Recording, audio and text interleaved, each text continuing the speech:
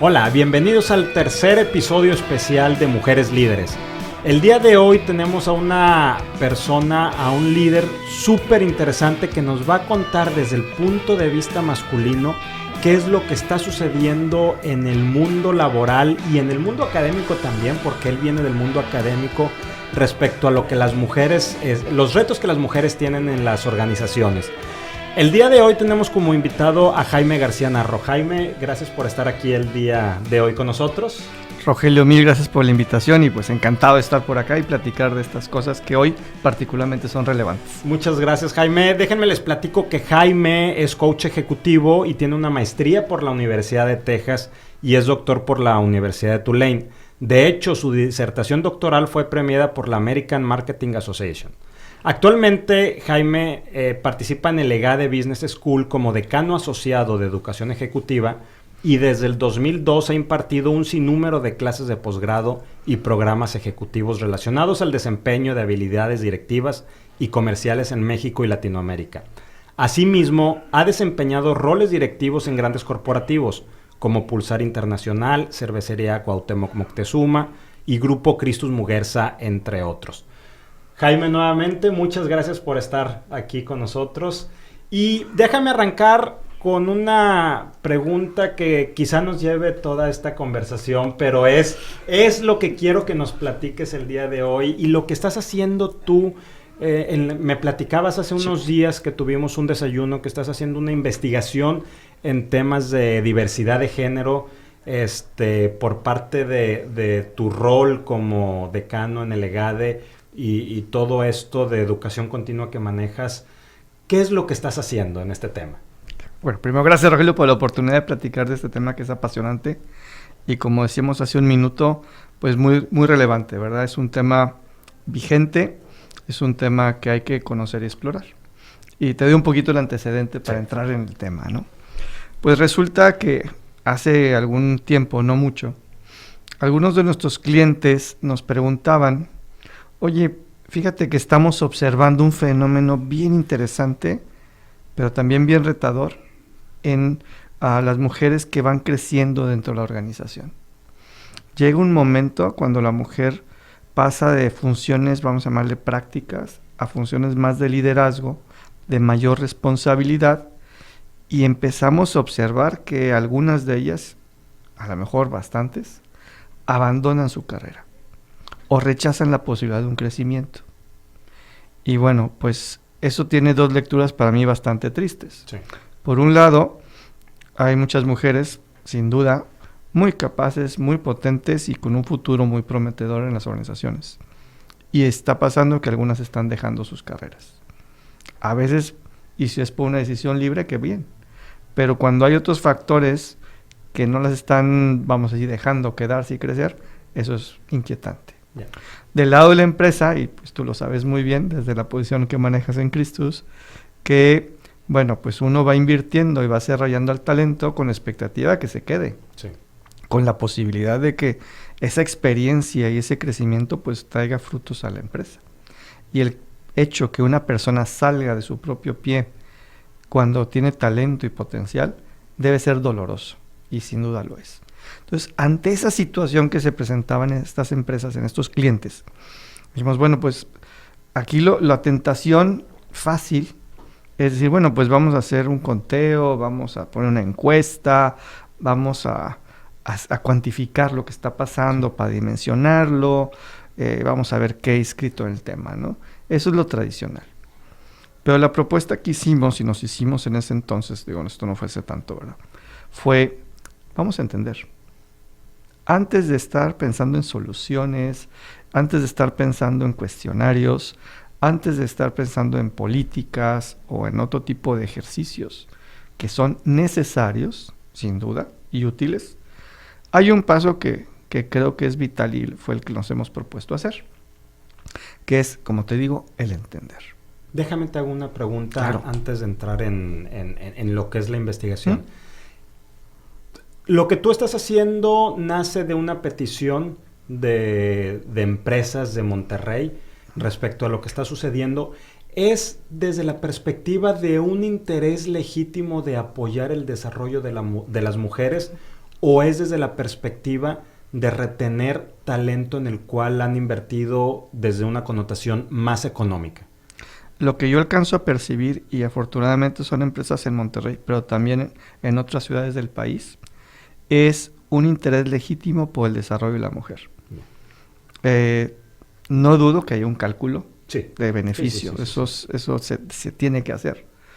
Pero yo entiendo y observo y siento que el motivador, y tengo muy presente, y obviamente por discreción no puedo compartir nombres, pero sí en ese sentido tengo muy presente el rostro, la angustia y un poco la preocupación de estas personas que me lo fueron compartiendo, y con quien lo he rebotado he sentido la misma sensación de que realmente hay una preocupación muy seria y va más allá del impacto, vamos a llamarle económico, rentabilidad que se dan por estas ausencias, pero sí el que podamos truncar la carrera de una persona, independientemente, en este caso hablamos de mujeres, pues por condiciones que a lo mejor ni siquiera acabamos de ver ni entender.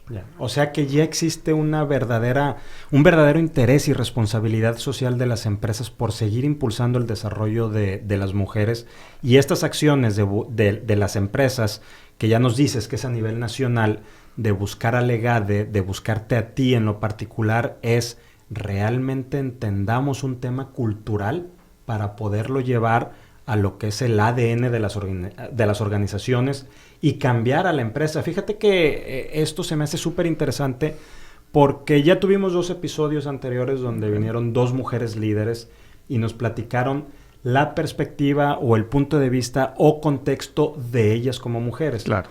Y una pregunta que yo les hice, o que la conversación nos llevó, es ¿qué tanto interés había de las organizaciones? Y ellas me decían, sí, también hay interés de las organizaciones, también las organizaciones tienen que cambiar, pero aquí tú ya lo que nos estás diciendo es la organización ya decidió cambiar, ya está tratando de entender de manera profunda qué es lo que está sucediendo en la sociedad y qué es lo que está sucediendo con nuestras mujeres líderes que abandonan sus carreras profesionales. Fíjate que esta declaración que haces es potentísima. ¿Qué significa decidir cambiar? Porque creo que ahí está mucho el meollo y sin hacer polémica. Échale. Fíjate que en las organizaciones, y pues tú y yo compartimos algún tiempo en la historia, ¿no? Pues una cosa es lo que decidimos en la cúpula, en el consejo consultivo o en el directivo, y luego para que eso se implemente y suceda, y hay un cambio cultural y un gap. Entonces va a ser muy común en estas conversaciones y las que tenemos con otras empresas y en otros lugares, que a lo mejor la idea, la intención, un poco la decisión está tomada, pero el cómo y que eso sucede y se vuelva cultura puede dar un grandísimo desfase. El tema es difícil. Estamos pues en vísperas de una manifestación, pues yo diría de alcance nacional, muy impactante, muy importante, y yo he estado escuchando y pues el tema me compete, me interesa, y obviamente he estado muy sensible y participando en grupos, en discusiones, en conversaciones, y ya empiezo a escuchar polarizaciones, ¿verdad? Sí. Entonces, o al menos argumentos encontrados. Entonces el tema aquí es delicado, es complejo, pero yo a lo mejor soy un optimista, pero sí veo, y nunca va a ser todas, pero sí empiezo a sentir mayor conciencia. Si eso se nota o no, bueno, pues ahí todavía tendremos que hablar algo de tiempo. Años. ¿Hacia dónde te están llevando tus investigaciones o qué es lo que has descubierto hasta este momento? Sí. A manera muy preliminar podemos compartir un poquito lo siguiente. Por un lado tenemos un doble rol en la mujer que se vuelve muy demandante. Los hijos empiezan a crecer y coincide también con la mujer con su desarrollo en la organización. Y al poner esas dos cosas juntas y le sumamos que posiblemente en ese momento también el marido también ya creció a nivel organizacional y tiene mayores responsabilidades, pues empieza a haber escasez de tiempo, porque ya el trabajo ya no está tan ligado a un horario, ya no está tan ligado a un rol muy práctico, y entonces el marido piensa estar un poco más ausente, ella tiene que estar un poco más ausente, y los hijos requieren de más presencia porque ya empiezan a tener más movilidad, ya no son niños que pueden estar encargados tan fácilmente. Entonces, ese es el primer factor que veo como un factor real, Sí. tangible y crítico. Difícil de manejar. Por otro lado tenemos, y algo que es un poco triste, es que cuando pasan a niveles un poco más jerárquicos o directivos, pues a veces los ambientes ahí primero son minoría. Hoy, pues ya tampoco lo tengo que decir yo, todo el mundo lo sabe, pues en los equipos más altos directivos, en los consejos, la presencia de la mujer es mucho menor que lo que nos encontramos en otros niveles organizacionales. Sí.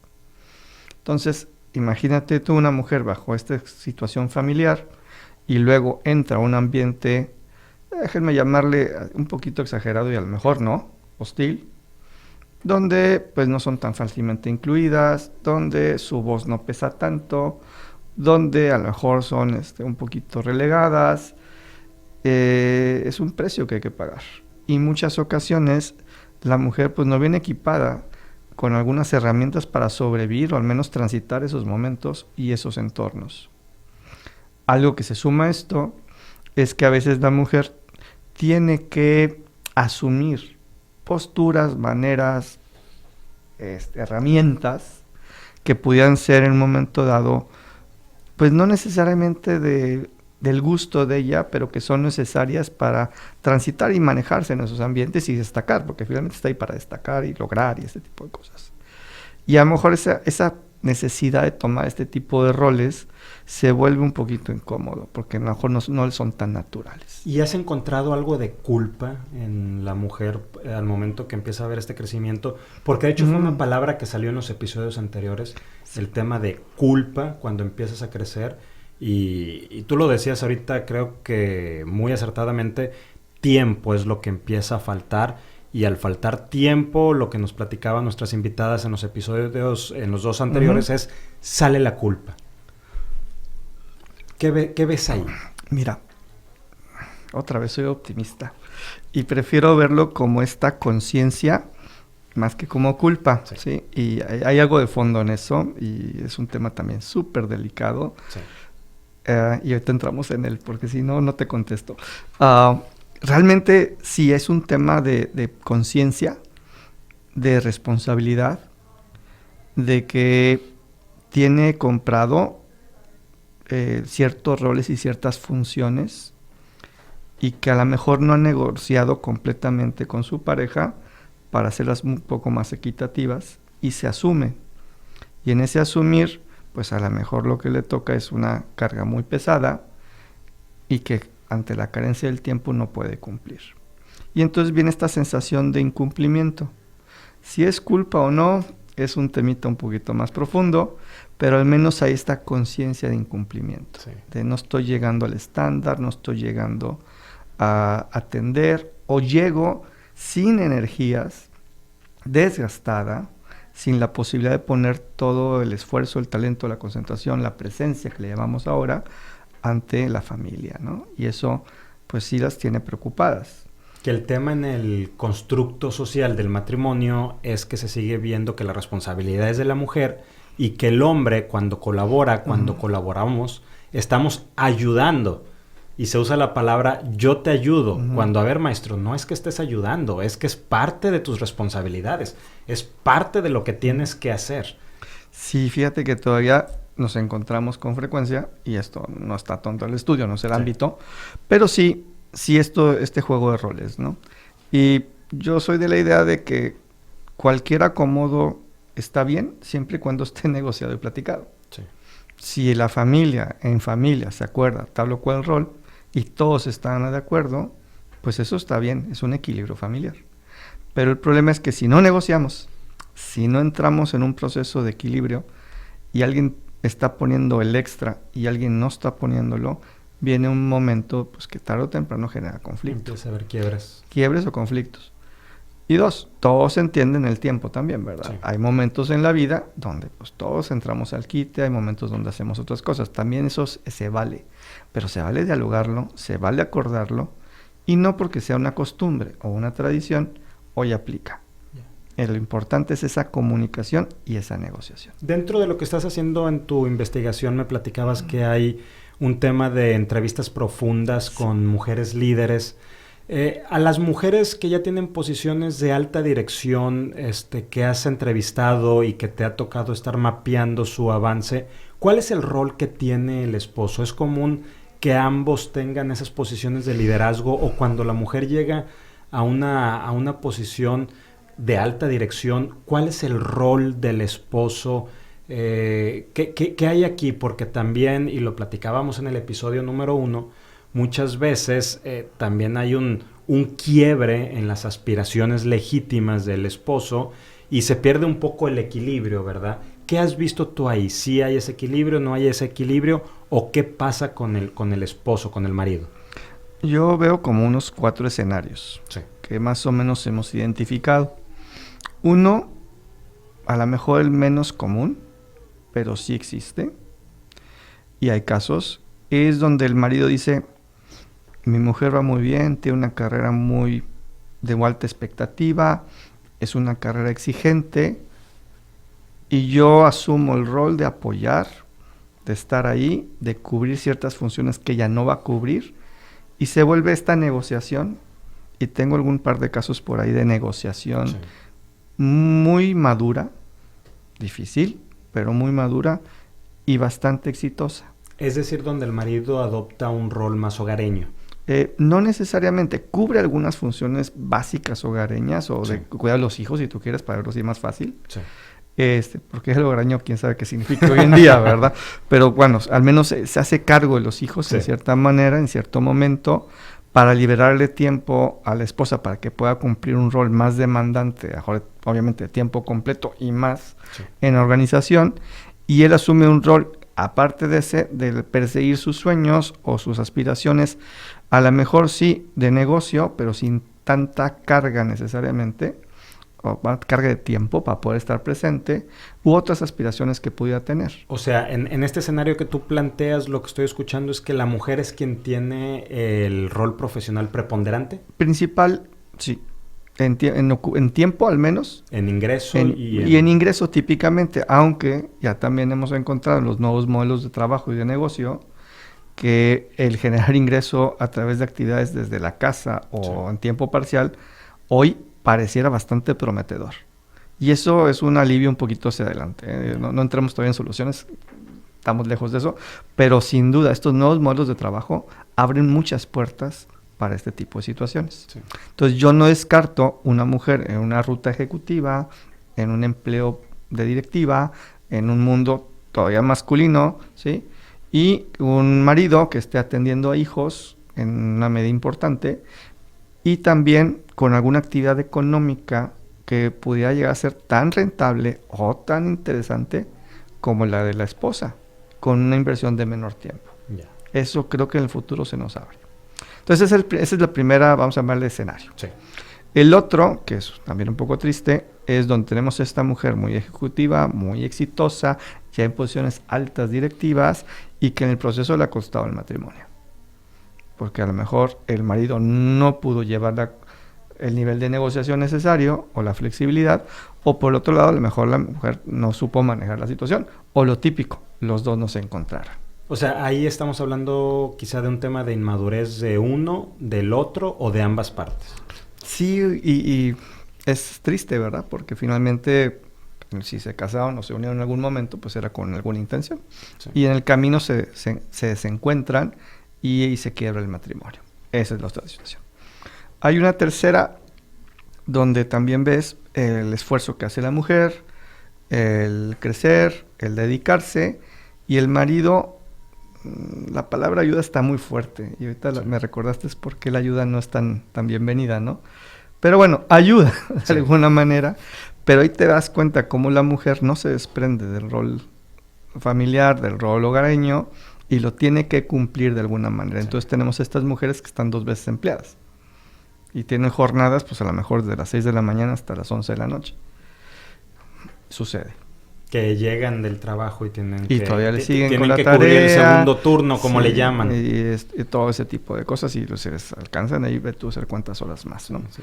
Sí sucede, y es algo muy demandante sobre la mujer. Y aquí se presenta una situación, y hago una pequeño paréntesis, Sí. que se me hace bien interesante. La mujer tiende a exigirse mucho. Y por eso aquellos que hemos tenido la fortuna de tener mujeres en nuestros equipos, pues te das cuenta, como líder de un equipo donde existen mujeres, te das cuenta luego cuánto el nivel de compromiso de la mujer, el nivel de autoexigencia, a veces es tremendo. Y aun y cuando yo creo firmemente en el compromiso y que las cosas se hacen bien y todo este tipo de cosas, también te das cuenta que ese autoexigirse tanto también desgasta, ¿no? De hecho, en el episodio 1, Ginny nos decía que las mujeres no se permiten equivocarse, no se dan esa autorización y esa libertad.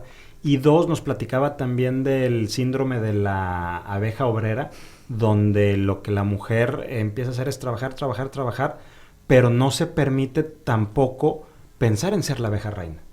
No, precisamente por esta sensación de, o mejor no quiero verme mejor que mi marido, todavía eso existe. Sí. Él pues está a un nivel gerencial, pero yo he puesto a un nivel directivo y eso nos va a crear un problema. Y sí, eventualmente pudiera crear un problema. Y por esta sensación de pagar el precio está en estos grupos tan cerrados, ¿no? Yeah. Entonces sí, tenemos mujeres que cumplen pues doble turno, ¿verdad? Y con un desgaste emocional, físico, tremendo. Sí. ¿Sí? Entonces, ¿eso es culpa de quién? Pues yo prefiero no pensar en culpas, prefiero pensar en que la mujer se exige mucho y que tiene una oportunidad de equilibrarse, ¿verdad? Y ahí es donde a veces en acompañamiento en coaching o en otro tipo de cosas, ellas pueden calibrarse un poco porque pues es algo que típicamente es insostenible. Sí. ¿Consideras, Jaime, que al día de hoy México o la cultura mexicana ya está preparada para tener más mujeres líderes? La verdad es que no importa. ¿Por qué? Porque va a haber mujeres líderes con o sin cultura en México. ¿Y ya está preparado el país? Yo creo que vamos avanzando. Ya hay muchísimas expresiones. Por ejemplo, me acabo de enterar hoy que un organismo financiero importante, para no decir nombres, está por lanzar una agenda de premiación a mujeres en consejos de administración, cosa que me hace muy valioso. Sí. Hay iniciativas de instituciones internacionales que promueven ya la participación de mujeres en consejos de administración. A mí me toca participar en una iniciativa del Tecnológico de Monterrey para el desarrollo de la mujer dentro del TEC, que lleva también vías bastante contundentes de acción. Entonces yo te puedo decir que se empieza a escuchar, se empieza a ver, se empieza a suceder. Pero a mí me parece, Rogelio, que primero vamos a tener las líderes antes que el país esté listo. Y bueno, a lo mejor es la forma en que el país va a estar listo. A lo mejor ellas son quienes van a venir a preparar al país para abrir más caminos y más avenidas para este desarrollo. Exactamente. ¿Qué beneficios encuentra una empresa por tener una mujer en un consejo directivo o en un puesto de alta dirección? Pues hay unas muy prácticas, tiene una forma de ver diferente, necesariamente. Sí. Entonces eso te aporta diversidad, te aporta puntos de vista a veces que no se considera dentro del status quo de la empresa. Tiene una sensibilidad que normalmente va más allá de lo que normalmente tenemos y enriquece. Pero enriquece, y esta es una frase terrible, en la medida que la empresa tenga una capacidad de inclusión. Okay. El que tengas diversidad en un consejo, en un equipo directivo, no garantiza nada. Es más, puede ser hasta problemático, puede ser hasta disfuncional si queremos verlo de esta manera. Entonces, el rol de una mujer o de cualquier persona que piense diferente tiene que ser llevado de un proceso de inclusión. Déjame hacer una pausa. ¿Por qué puede ser disfuncional? Me interesa que nos metamos tantito por ahí. ¿O por qué puede ser hasta un conflicto? Mira, la diversidad es muy rica porque te trae puntos de vista que no estás viendo. Sí. O que al menos que la mayoría, no le quiero decir club de Toy porque luego ya nos autoetiquetamos todos, ¿verdad? Sí. Pero que la mayoría no está viendo. Y normalmente son puntos que cuando los recibimos nos van a inquietar. Primero, nos obligan a cambiar. Y ya sabes que el ser humano somos resistentes al cambio. Es algo que tenemos nos da mucha seguridad hasta donde estamos. Entonces, me obligas a cambiar. Es algo incierto. Es algo que no viene del mérito de nosotros. Tienes todos los elementos para que sea rechazado. Yeah. Todos. Entonces, o sea, el sistema se autoprotege. Por decirlo así, si quieres como un organismo. Para hacer una exclusión. Crea sus barreras, ¿no? Y excluyen a alguien. Sí. Entonces, cuando entrenamos a equipos o personas en el tema de inclusión, lo primero que les ayudamos a reconocer es No porque tu equipo sea diverso, no porque tu consejo tenga una mujer, es incluyente. Eso no es inclusión. Inclusión es que la tomes en cuenta, que los tomes en cuenta, que integren la información y como decía Martin Buber, pues el mí, yo y yo, tú, lo integremos, que tengamos espacio unos para los otros. Ya. Típicamente se dice, Jaime, que cuando las empresas son dirigidas por mujeres o hay un número importante de mujeres en posiciones ejecutivas, los resultados económicos tienden a ser mayores, tiende a haber una diferenciación y efectividad de la empresa. ¿Por qué crees que se presenta esto? ¿Es precisamente por lo que nos decías ahorita, que ese tener mujeres ya se les está considerando en la toma de decisiones, ya existe una real diversidad? ¿Es ese el tema? Mira, es un poco especulativa la respuesta, pero yo diría, si tenemos diferentes puntos de vista y sabemos llevarlos, entonces si tienes mujeres en posiciones directivas y tienen una tendencia más incluyente, sin duda el que haya mujeres te va a beneficiar. Pero también si la mujer se exige más y es más comprometida y va un poco más allá, en algunos casos, ¿verdad? Pues pudiera ser también otra forma de explicar por qué esas empresas se mueven. Tercero, hay esta sensación de logro. Ya estamos ahí, ya llegamos a ese nivel, vamos a echarle los kilos, vamos a ser más agresivos, vamos a tomar más riesgo para poder, pues no validar necesariamente, pero en cierta forma sí, que estamos manejándonos por una mujer que es líder, ¿no? Entonces, estos fenómenos que alrededor de esto pudieran estar explicando un poco ese fenómeno. Yo creo que a la larga no vamos a encontrar mucha diferencia entre empresas que son dirigidas por una mujer o por un hombre. Yo creo que esto tenderá en el tiempo, ya cuando se cultivice, sea parte del estándar, yo creo que eso se homogeneice un poco. Y entonces tendremos el líder que tenemos que tener. En algunos casos serán mujeres excelentes, en otros casos serán hombres excelentes, o lo contrario. Sí. Sé que aún no terminas tu investigación, todavía está en proceso. Así es. Pero ¿cómo las organizaciones pueden apoyar a más mujeres para que se vuelvan líderes? Pues mira, la capacitación es importantísima. Pero no la capacitación solamente en cuestiones técnicas, eso pues ya sabemos, es importante, las tienen que tener. Algunas de las mujeres las adquieren en su vida profesional, otras las adquieren con algunas de sus experiencias. Pero sí, la educación puede aportarte esto. Pero lo que los nuevos modelos de educación te pueden aportar es también el desarrollo de estas soft skills, que no me gusta marcarlas así, pero habilidades humanas, habilidades prácticas, que son indispensables para manejarse en ambientes con esta conformación nueva, distinta o mayoritariamente masculina, ¿no? Sí. Entonces, ahí es donde veo una grandísima oportunidad. ¿Qué es lo que hay que hacer? Bueno, pues hay que identificar el talento que quiera. Yo creo que como en todo en la vida esto es voluntario, que se comprometa y proveer los medios de educación, de formación, que les den estas herramientas para que se sientan seguras, tengan los skills o los toolkits necesarios para transitar y triunfar, y luego el empujoncito, ¿verdad? Jaime, ya para ir cerrando nuestra conversación del día de hoy, que la verdad la he disfrutado mucho y ha sido de muchísimo aprendizaje. ¿Qué nos quisieras compartir de este tema? ¿Qué pregunta no te he hecho? Uh-huh. ¿Con qué quisieras cerrar esta conversación? Bueno, haces preguntas de coach, Rogelio. eso sin duda. Bueno, yo creo que no hemos tocado un poquito un tema que todavía no se investiga del todo, uh-huh, que todavía no lo alcanzamos a ver, pero que a mí me gusta tocar cuando me enfrento y me presento con grupos de mujeres en entrenamiento o en alguna reunión. Y es un tema bien curioso. Hoy pareciera que cuando entrenamos mujeres, cuando se están preparando, su chip, su mind, está muy enfocado a la competencia con los hombres. Uh-huh. Y se entiende, bueno, pues si 9 hombres en un consejo y una mujer, pues sí, tiene sentido. Sí. Pero en el tiempo esto va a cambiar. Y las mujeres van a competir contra otras mujeres. Entonces, aquí tenemos que resaltar, creo yo, un principio que es el principio de la colaboración, indistintamente del género. Y ahí es donde creo que en el futuro las empresas, las organizaciones, tienen la posibilidad de crear muchísimo valor.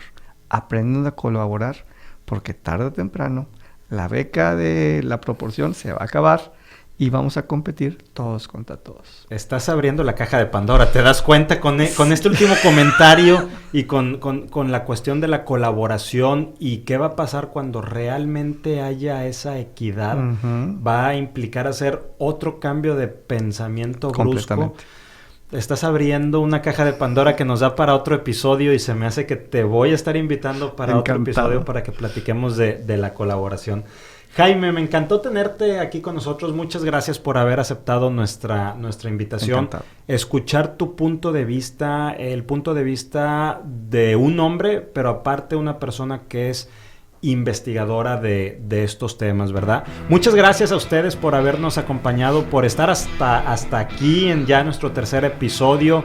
Human Leader, todavía nos quedan 2 episodios más especiales para el mes de la mujer. Muchísimas gracias y estamos en contacto. Nos vemos la siguiente semana.